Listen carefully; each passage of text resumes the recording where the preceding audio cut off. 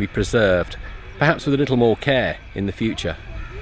Now, I'm fortunate to have seen many stupas in Nepal, Bhutan and Tibet, but what's different about the Gandharan stupas is not only their shape, which is more Central Asian, but the size. They are absolutely enormous.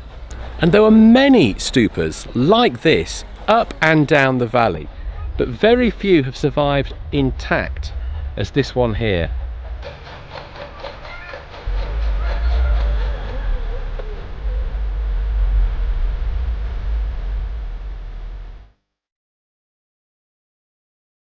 Taxila was the capital of Gandhara, an important trading centre across the centuries, and a city that Alexander the Great took without even firing a shot.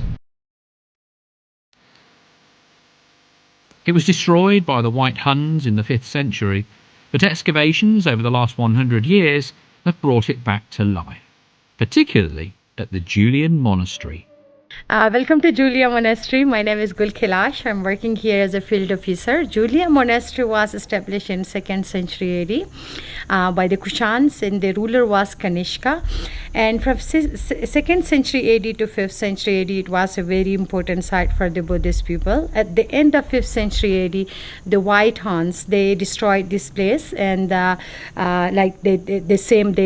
destroyed the entire subcontinent, the religious places, including Julia as well. So from 5th century AD to 1916, it was kind of a mound.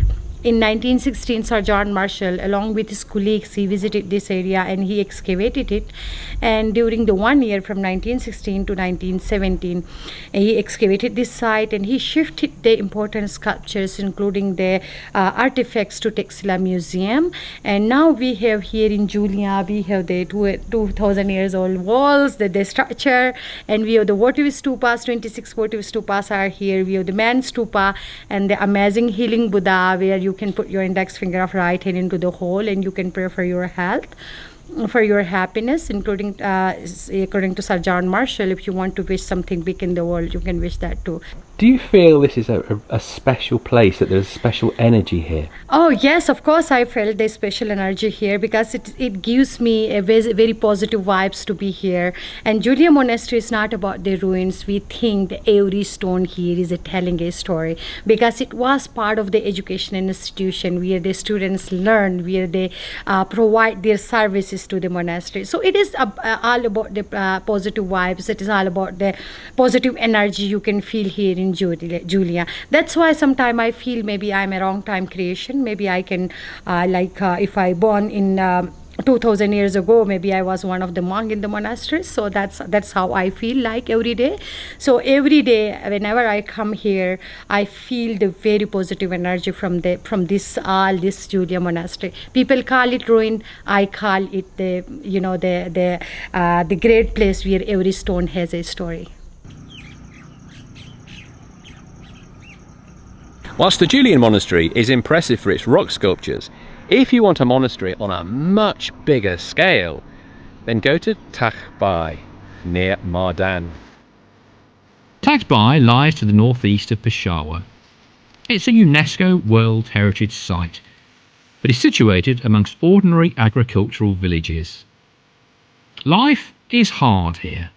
The guides at the monastery noted that there is little education to the villagers as to the importance of the ruins around them. For them, it's merely a place to have a rest and a picnic.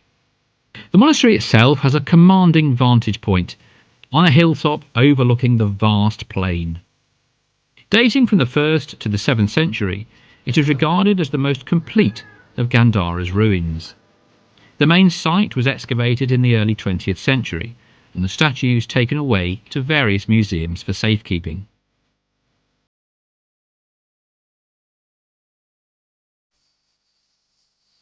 The adjoining hillsides contain unexcavated parts of the complex. In the main courtyard there would originally have been 35 stupas and 30 chapels containing Buddha statues. Takhbai became a UNESCO World Heritage Site in 1980.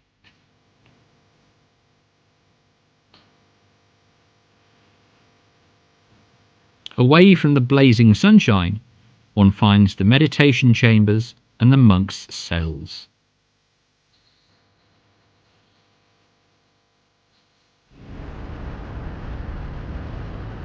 One of the best places to witness the unique fusion of Buddhist artwork brought about by the clash of Greek and Indian cultures is the Peshawar Museum. Its collection of Gandharan artifacts is priceless. I would like to deliver my message to the world that Gandhara is a place where you can learn about the history, where you can learn about the 2000 years old world, where you can learn about the Mahayana Buddhism and the spirituality of Buddhism. And since 2014, we are promoting the religious tourism as well. So we have a lot of monks and a lot of spiritual leaders from the different countries of the world. So I welcome you all to come and see this amazing Gandhara civilization, and including the important Gandhara art, the most important Gandhara art, and you can learn from the stones. And we archaeologists believe every stone is telling a story. So thank you so much.